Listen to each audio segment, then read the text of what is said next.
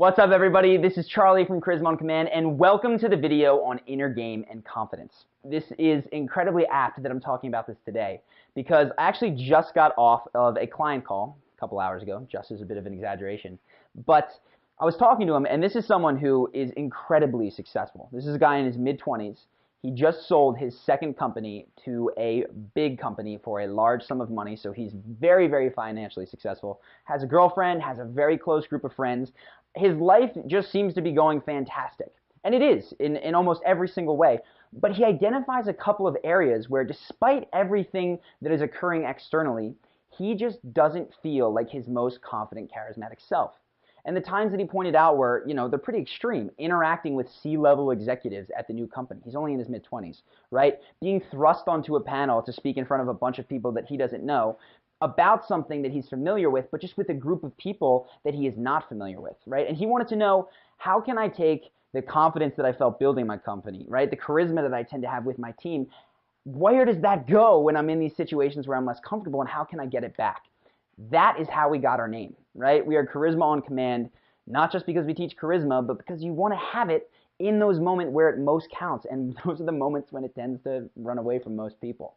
So, today, things that we're going to cover in this inner game portion. First off, hopefully, some paradigm-shifting mentalities. Now, I know what happens with a lot of people is maybe they've had the same experience that I did, and I think back to when I was taking my first philosophy class. This is when I was a freshman, probably 7 or 8 years ago. And up until that point, I thought the point of every single debate and argument I got into was to win, was to convince the other person that I was right. And I'll never forget that my professor, freshman year, people were arguing in class, and she said, hold on, remember, the goal is not to be right, the goal is to get it right. And I remember just being blown away by this, because my entire life it was about convincing other people.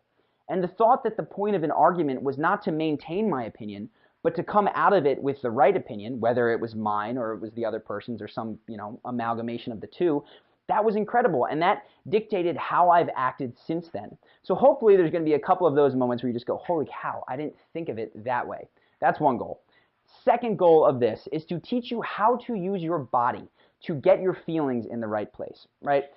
The guy that I talked to today, he said, I have these situations where I know I'm making excuses. I'm sitting in front of these people and I'm biting my tongue, and I know I should speak up, but I continue to make excuses because that's what I'm compelled to do. That's where my feelings are at.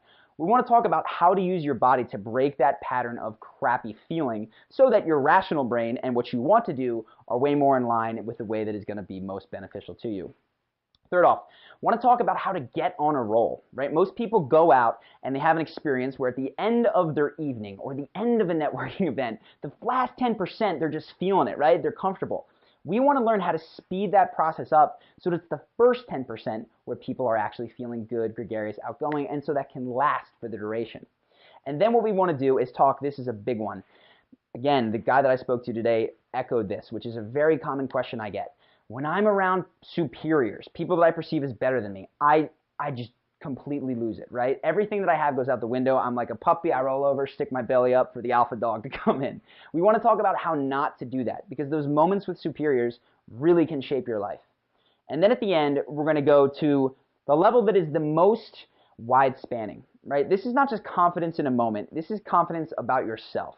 It's the type of feeling that you have about yourself. And I have experiences where doctors will contact me and they'll say, I've got 8 years medical school, 10 years, I've never made a mistake, I'm a fantastic doctor, but I still have this nagging self-doubt. This is what we want to crush at the end. This is not related to any specific instance. This is just a feeling about oneself. And when you can get those problems ironed out, deleted, completely gone, then everything else falls into place. So, don't want to waste too much time on preambles or introductions. Let's go right to it. This is the first thing we're going to touch on. It's tactics, and we'll get into the deeper stuff towards the end. But for tactics, here we go. So, 1984, University of somewhere in the middle of the country. I don't know exactly which one, Iowa, Illinois, one of those. There's a study going on, and it's this. The psychology department has invited students to come out and test their motor reflexes. So what they'd like them to do is they'd like them to answer some questions with their right hand, answer some questions with their left hand, and then answer some questions holding the pencil in their mouth. At the end of all the questions, they are going to show them a cartoon. They rate what they thought of the study in the cartoon, and they send them on their merry way, and they've learned so much about motor skills. Now, if you know anything about psych studies, it's that they're lying to everybody who has participated. This study was actually meant to affect, or study rather, the effects of how your body shifts how you feel and your experience of things, the emotions that you attach to anything. So what they were actually looking for was that moment with the pencil. You see, what they did was they gave some of the students the direction, I'd like you to hold the pencil long ways like this and sort of write your name like that. The other students they told, I want you to hold it this way and don't let it touch your teeth and sort of pucker up and write like that. And what they found, replicably, right, they've done other studies that have confirmed this consistently, is that the people who hold the pencil like this rate the study as being more enjoyable and the cartoon that they watch at the end as funnier. What's going on here, right? How come people who bite a pencil like this feel differently than people who bite a pencil like this? The answer is then the musculature that is used to actually grip the pencil. When you do it like this is the smile muscles that are being activated to clamp down. When you hold a pencil like this, these are basically frown muscles, a kissy face, if you will, for what you're likely to see on Facebook or Instagram. But the idea behind this study that has come to the forefront and has actually been proven in many other ways is that the way that we use our body, even if it's unattached from emotion, even just force, even if you just tell someone, stand there like this, will cause a physiological reaction in that person, like chemically measurable, not just on what they say. They've done studies on power poses. This is Amy Cuddy. She has a TED Talk. I believe she's a Harvard psychologist. What she did was she asked people for 2 minutes to just assume basic positions of power, and then she studied people who didn't do this. So a power position, think of anything that's very typical, right? You've got like the Wonder Woman with the chin up like this, right? I already feel really strong. They've got the classic boss, hands behind your head, legs kicked up on the table, and they measured what was going on inside these people's body, and they found that particularly for men, these types of boss positions, these power poses, increase testosterone, which is associated with an increased sense of confidence. So this is step one. What a lot of people don't realize is that they go out and they describe the situation of, so I was in this event and I just started to clamp down. I said, well, what were you doing with your body? They said, well, I guess my hands were in my pockets. I was kind of closed off like this. I wasn't speaking much and my voice got quieter. And that is not just the effect of feeling something in your head. In fact, the way that you use your body is also causing the chemicals in your brain that are making you feel that way. So if that person had simply shifted the way that they were standing, instead of going out like this, they'd gone, okay, I got to open up, I got to smile, I got to stand here a little bit, and I'm not feeling it. This is the instance of everything that I will ever teach you where fake it till you make it has the most effect. Because yes, for about 30 seconds, you're genuinely faking it. But if you engage in a power pose, right, if you break that negative body language and expose yourself, stand like you would if you were really feeling confident, what actually happens is there is an undeniable chemical reaction in your brain that starts to make you feel more confident. It puts the testosterone that you need into that situation. So this is going to be step one, and I see it all the time. I was just out last weekend, 2 weekends ago rather, with a client and a buddy, and he's from a town that doesn't have clubs like we do here in Las Vegas. And went out to this club, and I could see instantly that he was just taken aback. I mean, there's like circus performers doing aerial tricks. The ceiling is 4 stories high. It's dark. The strobe lights are on. He doesn't know anybody. It's super loud. And I see him start to, clamp up, lock up. And I clap him on the shoulder. I say, hey, man, what's up? And it's like a statue. Like that's how much tension is in his body. So what did I do? I could have given him a pep talk, but I knew what would be more effective is I just drug him onto the dance floor and made him, against his will, dance like a goofball, right? Wave your arms, stand around, do the Dougie, it doesn't even matter. But by loosening his body, the effect was immediate, right? All of a sudden, he's laughing at himself, and then he can go out and interact more comfortably.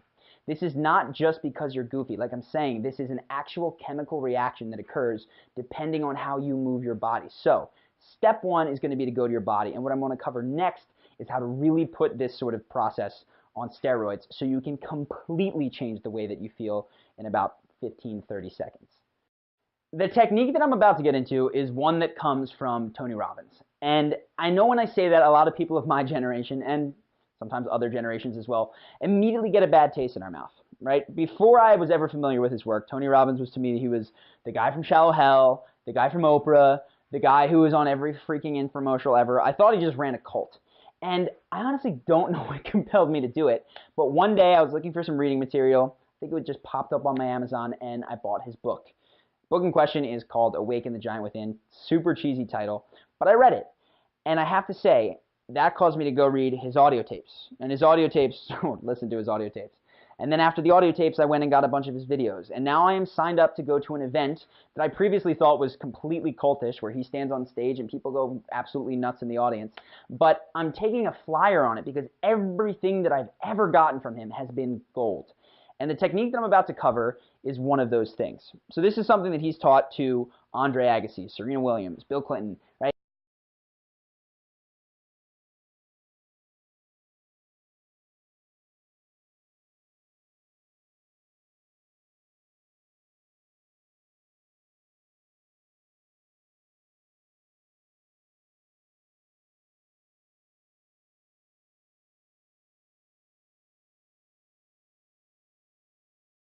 Oh yeah, and I should say this this next piece is going to require you to stand up, to move, to act.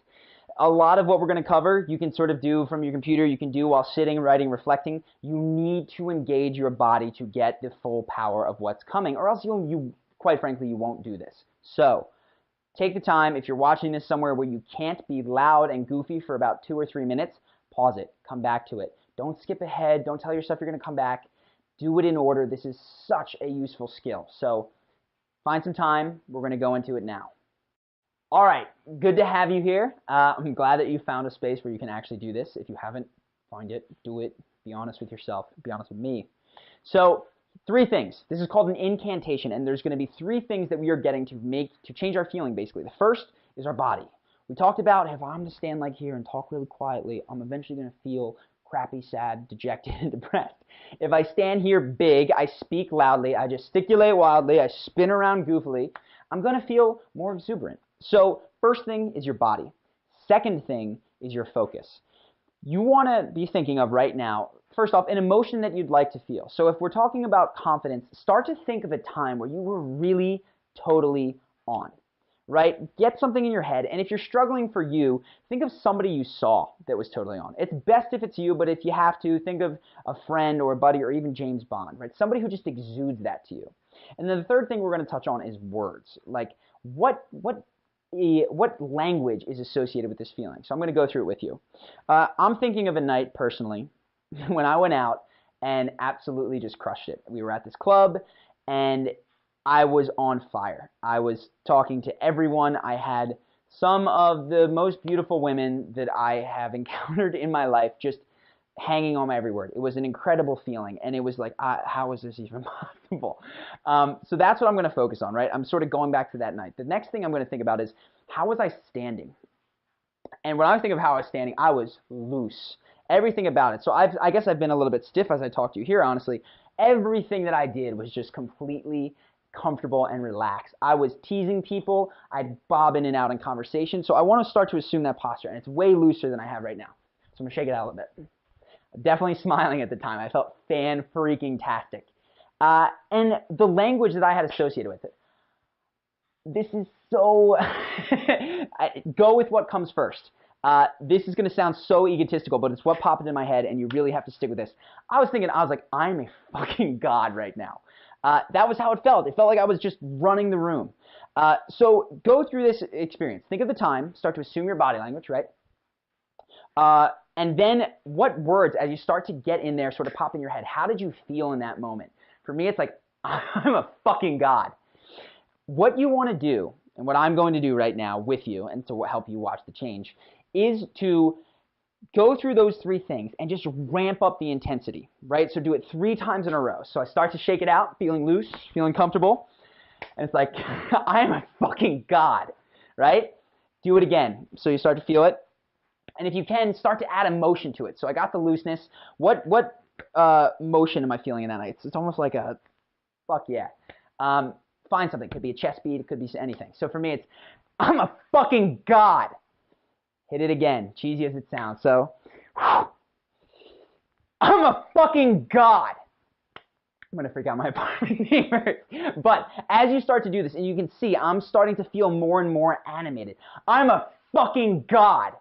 As you go back to this feeling, you place yourself there mentally, you move there physically, and you get this motion down, you can start to anchor that emotion. And yes, the first time it might take 2 minutes to get there. But as you build this up, it's called an anchor.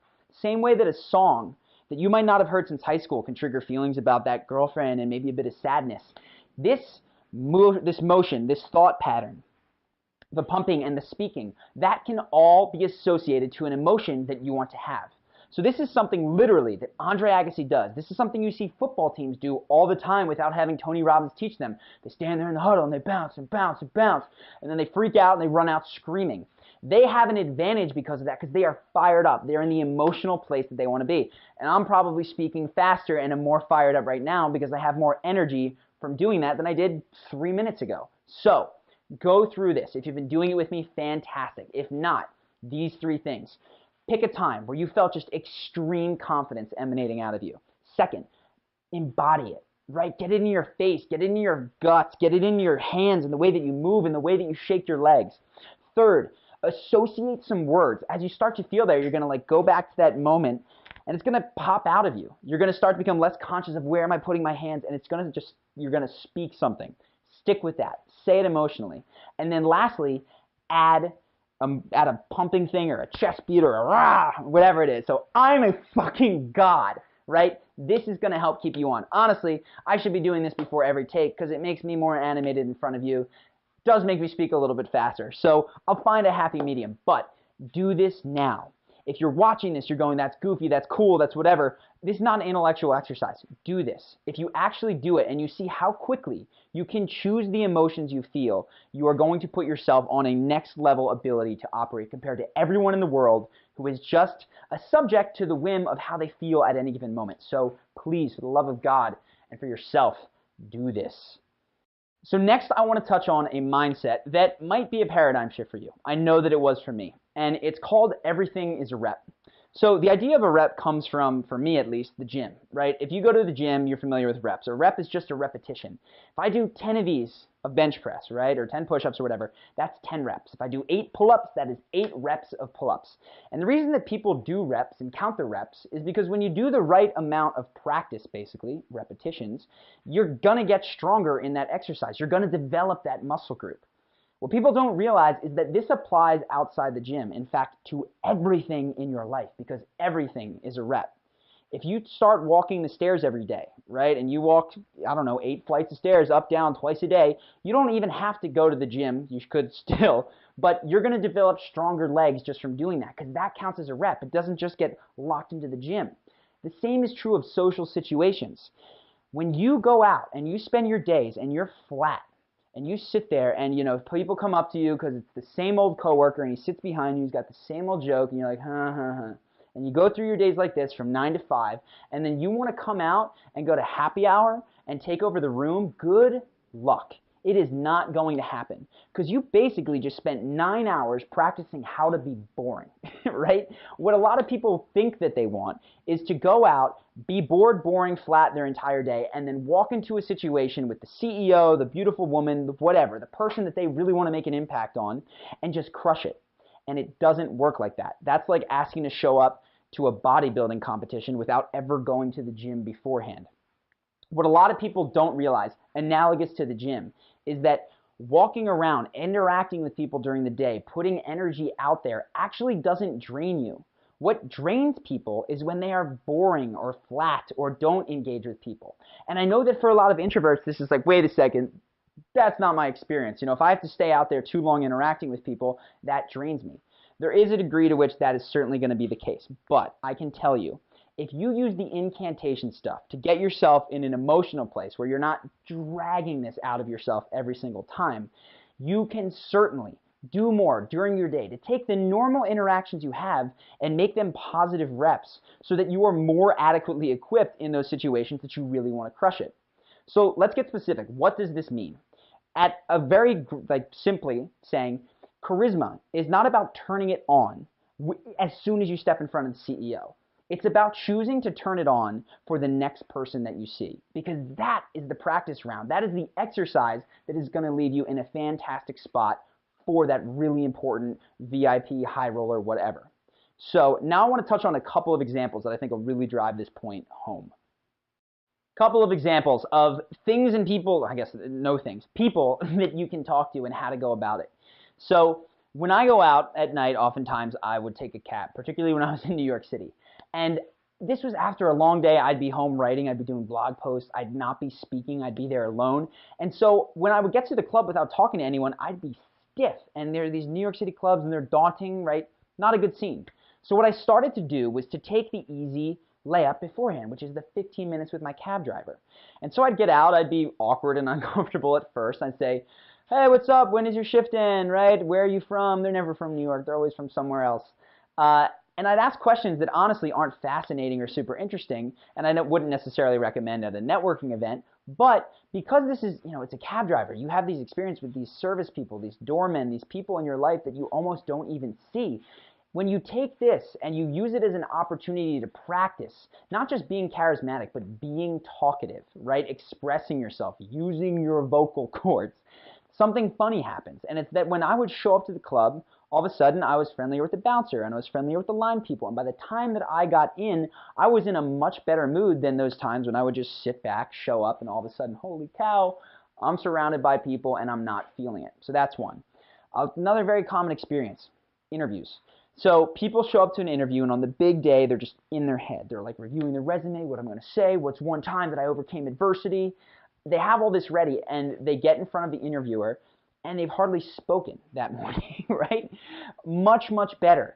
Take the gimmies beforehand. So if you do take a cab driver, of course, when you get to the building, there's going to be a receptionist, there's going to be a secretary, there's going to be people directing you. Instead of just saying which way, hey, how are you? How's it going? I'm here for the interview. There have been a lot of people. Like simple questions. Oftentimes they'll ask you how you're feeling. And I would say, truthfully, I'm really nervous. They'd laugh or, you're going to do fine. Something, and responding off, things that I've said in the past. If you hear me crying in there, you'll know that it really did not go well. So please call the police, have an escort ready. I'm going to need someone to take me home so no one ever hears about this. They laugh. You feel better because you've gotten a laugh. You're going to sit down then. Talk to the other applicants, right? Most people sit there and they're just weird and uncomfortable. Make some small talk. That is going to set you up so much better to get in that room when you walk in front of the interviewer. There'll be a real smile on your face. You're going to feel much more comfortable. You won't have the jitters as much in the shaking hands or the quavering voice because you'll have worked all of that stuff out previous. So important. So ask yourself, where are those moments in your life? Where are the people that you maybe aren't seeing? You're not using them as practice rounds, as free reps to get stronger in this charisma muscle area of your life. Take them, right? Don't make it just about the big performance. Can you imagine if any sort of athlete or any performer or anybody didn't practice prior to showing up on the big day or the big night? It would be ludicrous. Yet people expect this to come from their social skills, and they're surprised when, wow, I don't really feel confident now. Plus, there are always opportunities, right? This has happened to me in my life before. I can't even remember all of the cool things that have come from this, but you never know who is around you. So I've had an experience, one that comes to mind is back when I was in school, I was just talking to the people in front of me and behind me at the Safeway, which is where I used to do my grocery shopping. And I wound up getting an invitation to come in and work at, I think it was like the World Bank or something, which was completely outside of my level of interest. But the guy behind me happened to be a director there, enjoyed conversing with me for 5 minutes, was like, hey, if you're ever looking for anything, like, here's my card, would love to have you, seem like a good kid. If I were smarter, probably I would have taken the internship there, but at that time, I just wanted to spend my summers doing really fun things.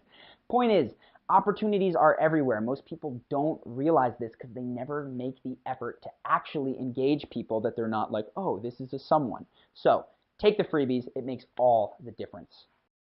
Now I want to go into one of the biggest questions that I get, which is, what do I do when a superior walks in? These are the situations where I really clamp up, and these are the situations where I least want to. Like, how do I maintain the confidence that I feel around peers when I'm around somebody that I perceive as my superior, around somebody that maybe I'd like to move to their level? I'm going to get to this question, but first I have to talk about Chipotle, or honestly any restaurant that you go to, and this example will sort of drive it home. Think of how you interact when you walk into a Chipotle with the service people there. You walk in, you sort of make your way through the line. They say, good morning, would you like a bowl or burrito? I'll have a bowl. Black or pinto? Black. What kind of steak or what kind of meat? I'll have steak. Throw that on. The fajita's great. That'll be $5.96. Do you know guac is extra? Blah, blah, blah, blah, right? You know the drill. Or if you have any sort of place that you go to and you interact with the waiter, you've had this drill before. Think of how you interact, say, with a bouncer when you're walking into a bar or a club or anywhere where they ID. You walk up and say, hey, IDs, please. Stick me your ID. He goes back, okay, right this way. Take a stamp. It's going to be $10. You go on your way in. Now think of how you interact with the CEO or the superior or the person in your mind that stands out as the one that you would really like to be able to connect with, but you don't. You clamp up. So say it's a CEO. This is a common one. So it's somebody at your company. They go, hey, how was your weekend? You go, good. Like, watched the Eagles game, hung out with friends, pretty chill. How was yours? Good. You know, was home with the kids, got a nice outing. How's work going? It's going good. It's going good. What about you? It's going great. Awesome. Cool. Bye. Boom. Out. What is the commonality between all three of those interactions? I would put forward that it's this. It's that in all three of those interactions, you are treating the individual that you are speaking with first as a position or a role, and second as a human, if you treat them as a human at all. I mean, think about it. Burrito or bowl, blah, blah, blah. You're just moving through this autopilot motion. Bouncer, give me your ID, take the ID stamp, go. CEO, weekend, football, blah, blah, blah. Maybe some banal talk about TV. This is not how you interact with the people in your life. When you think of your friends and your family, like these autopilot interactions, sure, maybe they occur with the hi, how are you, but you quickly get into something that matters. This is the difference, and this is what you need to do, is not treat these people like robots. And honestly, what a lot of people do is they go, okay, but I still want to just do the CEO. What they don't realize is the problem starts with the guy at Chipotle. If you want to fix it with the CEO, you have to fix it across all of the areas in your life, or as many as possible, where you're treating people like just, functions of their job, robots, positions. So think of it this way, and I'll give you some examples from my own life. The Chipotle one. To this day, I've had a number of restaurants that I frequent, and whenever I go in, I will make it a point to walk up and say, hey, what's up? And they'll go, okay, would you like a bowl of burrito? I'll go, I'll have a bowl, man. How are you? And I'll go, good, because he's confused. No one ever asked him how he's doing. I was like, awesome. Have you been here a long time? Yeah, I've been here 6 months. I was like, cool. I'm going to be here every day, so let's be buds. What's your name, right? And so he laughs, smiles, gives me big scoops. I'm happy. I've done this at everywhere that I've gone to. Just making small talk, banter, questions. What's your name? Where are you from? What you doing? Like easy stuff. Stuff, again, that I don't recommend in a networking event. But what this does is it allows me to treat these people like humans, and I get free bowls and all that kind of stuff. It comes to me. The other effect that is potentially far more important is that I get out of the habit of treating people as functions of their position, so that when I encounter the CEO, I'm ready. Same thing with bouncers. I've talked about this before. But instead of just ID out, I'll make a comment to them. On my way out of the club, I'll stop and say, dude, that was amazing. I had so much fun here. Like, do you go out here? Where do you go out? Where are the funnest places? Normally, they give me their card. They give me their name. I say their name the next time when I'm walking in, and I get in for free. Right? These are the tiny little benefits. But the biggest one is that when I do encounter that high-status person, I'm not just thinking, like, what is your title? What do you do? How do I interact with you in this narrow realm of what you represent? But I also realize that there's a person back there. They have interests. They have hobbies. They have stuff that they like to do.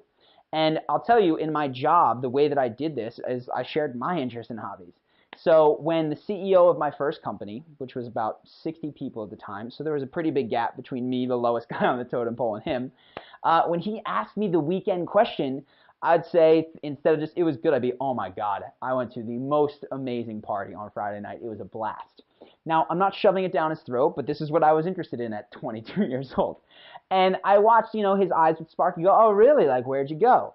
I'd tell him about the places I went, and we developed a friendship. Then, he'd tell me about the places where he used to go, all the old haunts, how it used to be back in the day before he was married and when he drank a ton, right? We were able to connect on this because I was willing to go to the human level. Now, if I was genuinely interested in flag football or something else, I would have talked about that. But this is what I was interested in at 22, and it enabled us to connect. Fast forward a year and a half later, when I'm deciding that I want to leave my job to go to New York City, I can go to him and I say, listen, like, Washington, D.C. is just not the place for me socially. Like, I'm unhappy here. I don't have a lot of friends. And he gets it. He gets it because for a year and a half, we've talked about this. So not only is he supportive of me moving, what he allows me to do is to go to New York City, maintain my job at the company, work remotely, and I get a raise because my position changed as I moved to New York City. It was absolutely incredible, but only possible because we had a human relationship. So ask yourself, who are the people in your life at the highest level and the lowest level that you routinely treat like positions?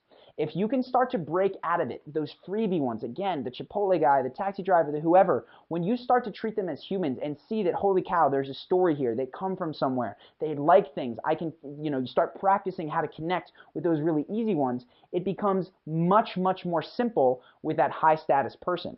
And the results at all levels are cool, whether it's free burritos, free club access, or a giant raise. All of that is amazing. So this is one mindset that is really going to help you not clamp up, not lock down when you get this superior, right? It's to see them as a human being. Now, you may be asking yourself, okay, I'd like to interact with these people as human beings. I have no idea how. I'm just so like flabbergasted, starstruck, whatever. Or can I just please have something a little bit more concrete? Yes, you may. That's why I'm here. So I want to talk about how do you get past the position, past the status, past the role, and to the actual genuine human interaction. Step one is you're going to need to break their pattern. If you don't immediately know what that means, the way I would describe it is you have to get past their habitual mode of interaction that is basically on autopilot. So think of the Chipotle person. Bowl or burrito, black or pinto, chicken or steak, right? They're just engaging every person that comes through that line. Honestly, they're off. They're autopilot at best. Bouncer, give me the ID, take the stamp.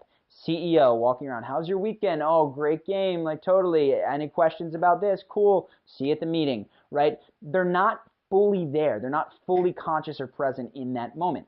So what you have to do is break that unthinking pattern and force them to actually like be here, engage you. So one easy way to do this, and this is going to predominantly work best with people a little bit lower on the totem pole, is to show interest. So you can walk up, and I describe this one, to the person at Chipotle and say, where are you from? What do you do? What's your name? You can just be genuinely interested right off the bat.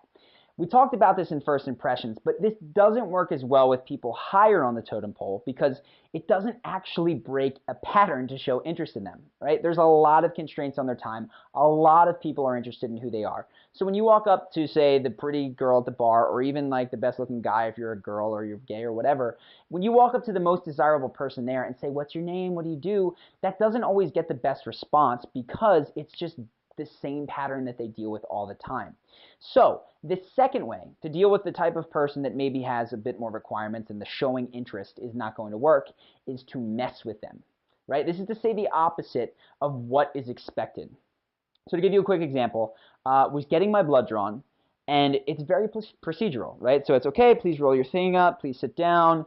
Do you have any problems with needles? And I say, nope. I scream, I pass out, and then you get all the blood that you need. And she laughed a little bit, stuck me, took my blood. But after that, it wasn't as rigid, it wasn't as procedural. We talked, I don't even remember about what, but just about stuff that was unrelated to her drawing my blood. That exact same thing, answering in a way that is not expected, that is basically the opposite, that is a joke, that is the best way to break a pattern. In fact, that's what most jokes are. They set you up one way and boom, you go a different direction. So think in your life, when you're being approached by that person of status, and you have this typical interaction, what can you say that would be the opposite of what is expected that is just a complete joke? So if they're asking you if you're prepared for the presentation, very simply you go, presentation? Uh-oh, right? And they'll go, wait, and then realize you're kidding and laugh. You can take whatever it is that they say the opposite, play it up a little bit, you will break their pattern, and then there's an opening to actually connect. And you'll be like, no, serious, I've got it done. Honestly, last night I was doing something. But now they're there with you present. They're actually in that moment. So this is how you break patterns. These are the two main ways. It's going to be showing interest in the person, typically for lower status people and people who don't have a lot of other people showing interest where it does break their pattern. And then, of course, messing with people. Two really, really powerful ways to help you actually connect. So now I want to touch on a mindset that most people do not realize that they have. And it's one that actively not only saps their charisma in terms of how other people experience them and whether they like them or not. But really, it digs at their inner confidence and their sense of self. So this is an important one. And what I see so often is that most of the decisions that most people make are based on one question, and it's, how will this make me blend in? Right? They ask this question when they're determining what to put on in the morning, what clothes they should wear, what they should say and what they shouldn't say, if they should speak loudly or quietly. Right? They think of this even in deeper things in terms of, what job should I take? What's going to get me the most status and respect from people maybe that I know, maybe even people that I don't know but will think highly of me when I tell them what I do. And some people go so far as to build relationships in their life. They choose the person that they date, sometimes marry, based on what they think will make them blend in better. Like, this is what happens all the time, and it's very sad. The thing is, if you think of the most charismatic people in your life, and I invite you now to think of a time where you were just looking at someone and they seemed so confident, so self-assured, and really charismatic. No matter who you are, no matter what you're thinking of, I promise you, in that moment, in some way, that person was not blending in. This is the thing with charisma, and this is the thing with confidence, is that it's not concerned so much with doing what every other person in society or member of a group is doing. It's much more concerned with expressing itself. And that's why we're so taken aback by when we see someone with confidence, because it's like, holy cow, what is it that confers this ability on them to not feel, or at least to put up with that societal pressure to blend in and instead to do their own thing? So think of times in your life and ways in which, this is step one, you might be blending in. And it could be as simple as, man, like, I realized I have the haircut. I went to school in the South. Every single guy in a fraternity it was comical, would wear the same shirt. It was a J. Crew polo, sometimes plaid, with khaki pants, and they all had the same haircut, right? Super, super conformist. It could be as simple as that. Or, like, are you in the job that you're in because you thought it would make you fit in? I have a buddy who I was talking to. He's in finance. He's probably late 20s at this point. And I was talking to him about what he wanted to do, and it was very clear that finance was not that thing, right? He didn't know exactly what it was, but it was definitely not the job that he was doing. And as we continued to talk, I dug down. I was like, so what would really excite you? And he thought about it, and then he got this, like, starry-eyed look in his eyes, I swear to God. And he looked up, he said, you know, I'd really like to teach. I just love hanging out with younger people. I love the energy, and nothing makes me feel as if I'm contributing so much as when I'm passing on hard-fought knowledge to other people. And he sort of waxed poetic about this for a few more minutes. I said, man, like, why don't you do this? You've got to have at least $1 million in the bank. There are professors that make as much money or make way less money and survive their entire lives. Like, you're not going to have a yacht, but you can live comfortably with that salary plus what you've saved. Why not just quit now and go do that? And he didn't even wait a beat before he came back and said, I couldn't do that. I said, well, why not? He said, well, what would everybody think? And it's that mentality that holds so many people back. So what I want you to do is start to think of ways in your life and that this is your mentality. And I want to go now to 3 situations where you definitely want to start to break this. And you want to praise yourself for starting to break this. So the 3 situations are these. Don't blend in when it would be more fun not to, right? Don't blend in when it would be more honest not to. And third, don't blend in when it would be more morally correct to not blend in. So I want to touch on examples of all 3 of these, because I think this is really where it gets driven home and people start to realize in their own life how they can make these shifts. Starting now with times that you shouldn't blend in because it would be more fun. This is a personal story, one that that makes me smile every time I think of it. I was in Brazil. I lived there for a year. And I got there, and there was this American there who had been there for probably a year and a half before we were. And we became fast friends. Fantastic dude. And so for Halloween, which is like 2 months after we arrived, we have this big plan. We order online months in advance Power Rangers morph suits. And they come in the mail, and I swear to God, we're like running around our apartment wearing these way before Halloween even came. We were just really excited because we had an entire group of people. I think there were 6 to 8 of us. We had all the colors and like a putty from the Power Rangers, all in morph suits. And we were so ready for Halloween. So on the night of Halloween, we found a good party that seemed like it was going to have a lot of people, put on our morph suits, like high-fived each other's hands off, basically, and got to this party, walk in with a big smile on our face, and we get there, and it's an outdoor thing. And as we're sort of looking in, peering over the fence, and seeing past, we realize this party is entirely in black.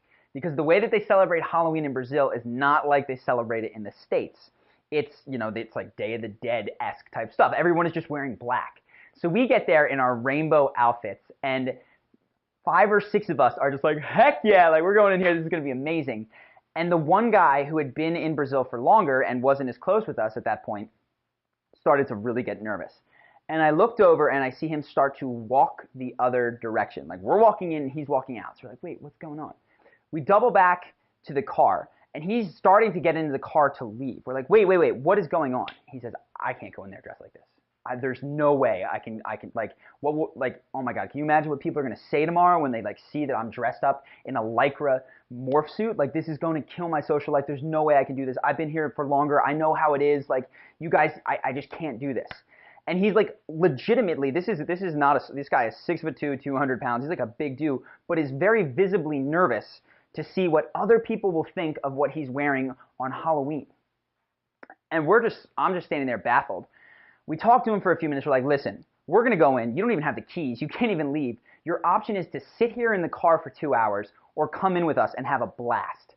So very reluctantly, he's like, okay, I'll go in, but I'm not staying long. I'll take a cab, whatever.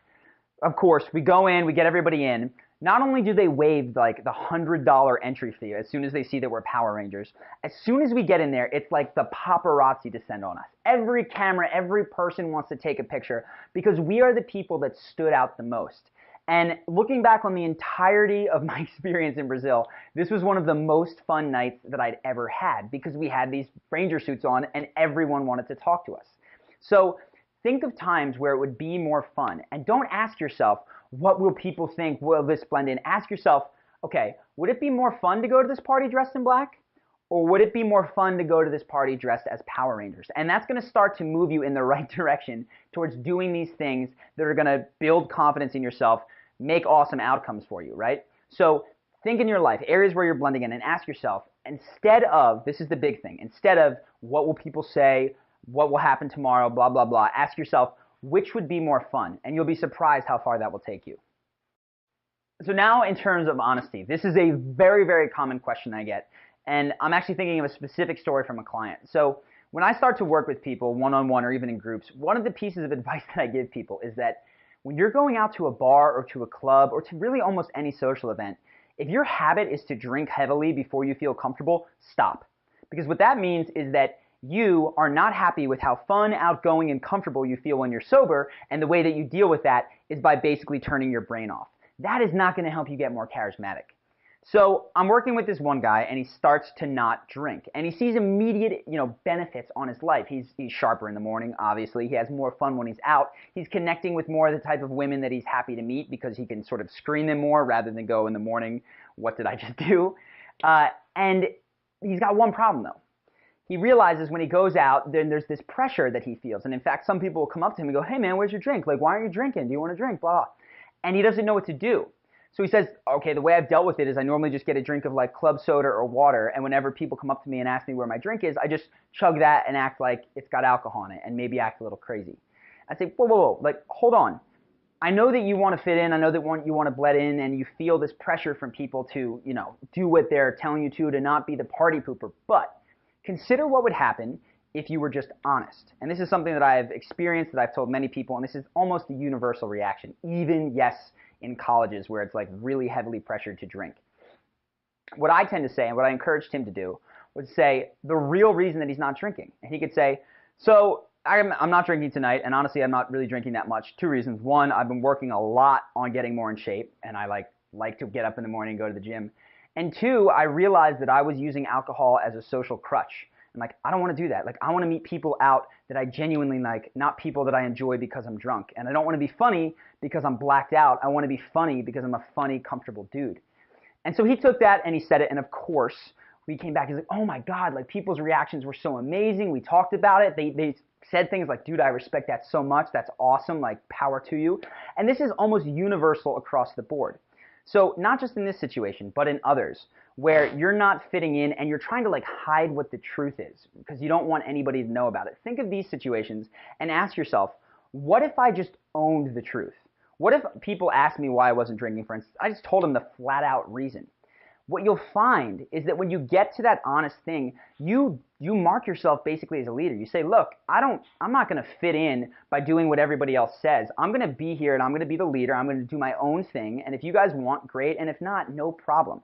So look at your own life. See where you can see this parallel, whether it's with drinking or anything else, and start to answer in your head, how can I do this more honestly? What if I just said the truth and I owned it? What would happen then? The last part of this, not blending in, is not blending in when it would be right not to, or more moral not to blend in. So this is a story from a book that I read. It's from a book called The Speed of Trust by Stephen Covey. And in it, he talks about how important trust is. I agree 100%. We can talk about that separately. But one story really resonated with me. And it was about when he was in law school. And he's sitting there on the day one. He gets there. There's all these really smart people. He's a little bit intimidated. He sits down. And the professor hands out, like on the first day, a quiz or a test or something and says, you know how we operate here. This is honor code. I'm going to leave. I'll be back in a half hour. You know, you can throw your quizzes on the desk and we'll talk about it tomorrow. So he leaves, and for a few minutes there's a couple of murmurs, and it's clear this professor is not coming back. So what happens after 3, 4, 5 minutes? People start taking out their phones. They start collaborating together, cheating, right, on this quiz that is given based on the honor code. And the author, Stephen, is sitting there going, oh my God, what have I gotten myself into? Am I going to have to like cheat to maintain the top third ranking that I know I need to get the law firm? Like, how do I deal with this? Am I just going to have to study my brain away to compete with people that are collaborating and cheating?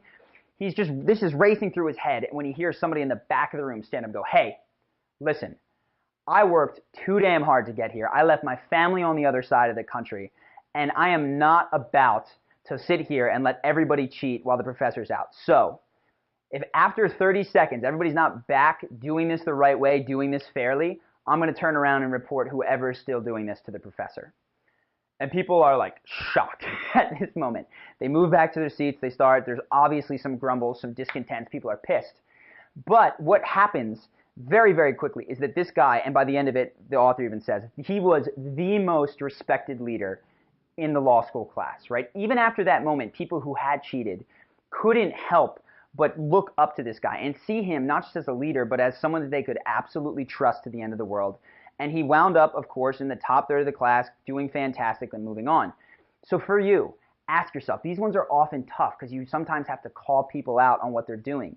Sometimes you have to stop yourself from doing the wrong thing, right? Everybody's doing something wrong. You go, you know what? This is not for me. I'm not going to participate in it because it's wrong to do, whether they're teasing somebody or something like that. When you stand up for what's right, yes, for a moment, you ostracize yourself from the group like that guy did when he stood up in the back. But I can promise you, for every bully or every person that's doing the wrong thing, there are 100 Stephen Coveys. Those guys sitting there wishing that somebody would stand up. And when you stand up and do the right thing, all of those people fall in love with you. So ask yourself, where in your life have you tried to blend in even though it wasn't the right thing to do? And what would happen and how could you deal with it to start doing the right thing? And honestly, ostracize yourself from people who are going to continue to do crappy behavior and build a circle of people that respect you for the way that you behave. To summarize, there are these moments in your life where you're really going to want to bring more consciousness to yourself and ask yourself, am I trying to blend in here? Is that my mode of being right now? And if it is, ask yourself, well, would it be more fun not to? Would it be more honest not to? And would it be more correct not to? Because if the answer to any of those is yes, stop blending in, right? In the case where it'd be more fun, go with it, right? Wear your Power Ranger morph suit, act like an idiot, deal with the eyes on you. Even if they make you feel uncomfortable, it's going to build long-term confidence for doing that. Second, when it's more honest, think what your honest answer is, right? Why aren't you drinking? Why don't you want to do X, Y, or Z? And then just present that. Again, really, really big confidence boost. And with the morality thing, all you have to do is explain why you don't think it's right, why you think it's wrong, and if for that person you're trying to get them to change, what the consequences of what they're doing are going to be, whether you're going to cause something to happen or it's just going to likely happen to them.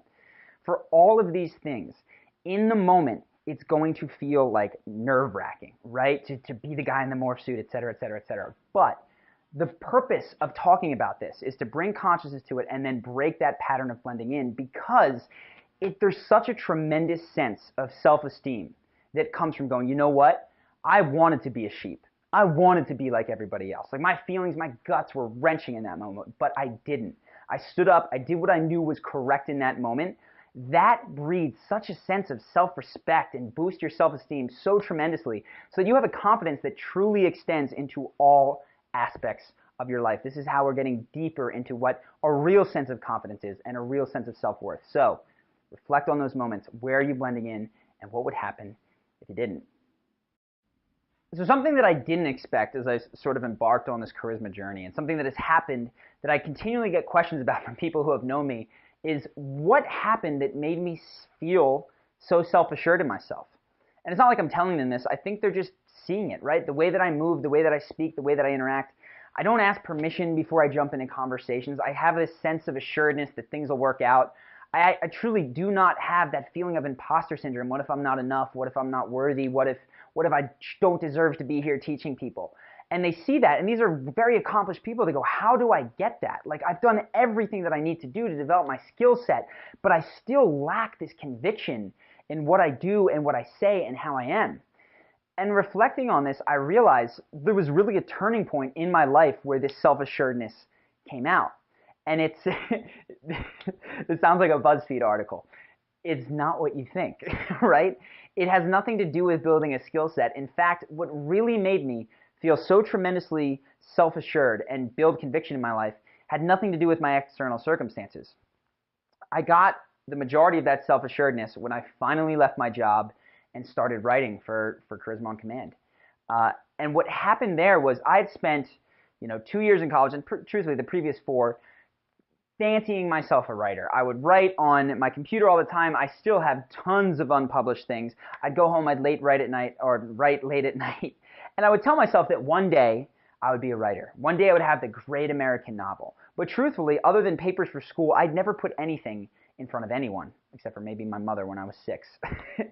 And what happened was that I could not have identified at the time, I could not have realized this cut at my self-image so profoundly because I was lying to myself in a very, very profound way, in a way that was really core to how I saw myself, but I didn't know it at the time. So when I finally left my job and my paycheck went to 0 from a lot more money than that, I was sleeping on the floor of Ben's apartment. Like, my external circumstances were more unstable than they've ever been and than I ever hope they will be again. But for some reason, I started speaking, moving, acting with such a tremendous sense of conviction. And when just a few months later, Ben and I decided to move to Brazil, intending to be the 2 of us, 10 other Americans actually wound up coming with us. Not even because we tried to persuade them, but because when they asked us about what we were doing, we spoke with just such this conviction that it was persuasive without even intending to be. And they left jobs that paid lots of money. They dropped out of school. One guy had just moved to New York City. He immediately picked up and retransplanted himself to Brazil, not based on any sort of sound plan, but of how much we believed in ourselves. And this is something that people want. And I'm telling you, it doesn't come from further building of skill sets. Most of the people that are watching this, they really have developed their skills quite well. It comes from getting your life into alignment and living with integrity, right? This is what was out of whack for me. My beliefs and my words, I'm a writer, I will be a writer, were completely out of whack with my actions because I woke up every day and I didn't write. I went into the office and I did Microsoft Excel. That divide meant that my integrity was extremely low, which meant that my self-esteem by virtue of that could not be high. So when they came together and when all of a sudden I was, wow, I am a writer, I am writing, and hey, I'm not making a lot of money, but guess what? That's not a value of mine. That's not super important to me. Everything I did had 10 times more conviction. It was like it was bleeding out of my pores. So reflect on this. Ask yourself, and this, a lot of people, this is job, right? Sometimes it's intimate relationships. How have you seen yourself in the past? Like, what do you tell yourself that you are or that you're going to do? And I think, just to give some other examples, there's people who, potentially parents, right, who preach to their children the benefits of health and fitness, yet eat junk food and don't go to the gym themselves. There's the person that always talks about entrepreneurial ideas. Oh, what about this idea? What about that idea? And never does a damn thing about it. You might see these as idle distractions, but the truth is, if it's core to that person that they see themselves as an entrepreneur and they never do anything about it, doesn't matter if they trick every other person that they talk to. They know that they're full of shit. And if you can't believe yourself, you will not project into the world a conviction that is going to make other people follow you. And truthfully, you won't feel self-assured about anything you do because you know you are a liar. You know that you deceive yourself. So these are tough changes that we're talking about here. It can be with regards to fitness, like I said. It can be with regard to your job. It can be with regard to the people that you spend time with, the things you spend your time doing. Where are your beliefs about yourself not in line with how you're actually living? Where are your words, the way that you say you are, the way if you say that you don't talk shit but you do talk shit, if you say that you're not into drama but you're constantly causing it? Where are those out of line? You've got to bring those together if you want to feel self-assured and bleed conviction. So let's now take it from brain to paper, right? Where are the areas in your life where you are not with integrity? And what I mean by that is that the way that things that you think are important, you're not actually doing, or things that you're saying that you will do, you're not actually doing. Basically, where are you full of shit? Take some time now on, you can write it with pen and paper, you can just type it up in the background. Take a couple seconds, it'll come to you. Honestly, I'm thinking when I go out, I'm not always on as much as I want to be. And it's not because I don't know how, it's because I'm lazy sometimes. Truthfully, I'll go in and I've told you everything that I know that I need to do, but I don't do it. And even though I'm a charisma coach, I don't hit it as often as I should. So that's an area where I'm still not in perfect integrity. I invite you, bring honesty to this, right? Step one is to really connect with what is true, and then you can make it better. Don't pretend that everything is right. Go ahead, I hope you've been writing some of these down right now. And then, we'll give it some time here. I'll, do the little 20-second thing. What I want you to do is, for some of those, take a look and take one or two that are really the most important ones. Write down now, what can you do to get in line with that? And if the truth is, it might just be something as simple as, okay, I'm going to stop talking shit, or I'm not going to, speak poorly of people behind their back, whatever. It might also be, holy cow, I need to leave this job because it is soul-sucking. I will say that is a very, very common answer. So go ahead right now, go through what do you have to do to bring those areas where you're not living in integrity back into integrity, and realize what's riding on this. This isn't just, I'll have a more fun job. This is your sense of self. This is the most critical thing in your life. If you do not feel good about yourself, you're sapping your happiness, you're sapping your success. Nobody that is at a high caliber in their life is going to want to associate you. So take this seriously. What do you have to do to get back in line? All right, and here's the final question. Are you going to do it? This is what it comes down to, right? You've got to take this seriously, or you don't. Honestly, this is your life. This is your choice. I recommend you take it seriously, but truthfully, answer right now and say it out loud. If the answer is yes, say yes. I am going to make a plan to leave my job in the next 8 months and move to something that is more in line with my values. Or yes, I am going to stop talking poorly behind people's back because that's not the kind of person I want to be. Or I'm going to start being more outgoing and more kind to the people in my life because I want to be that thoughtful, caring person. Say it out loud, write it down, commit to it now. You should feel a shift going on inside of you. This should cause a little bit of struggle, a little bit of strife. If it's easy as hell to do, you don't mean it yet, right? This should cause some resistance. And if you feel that, it's good.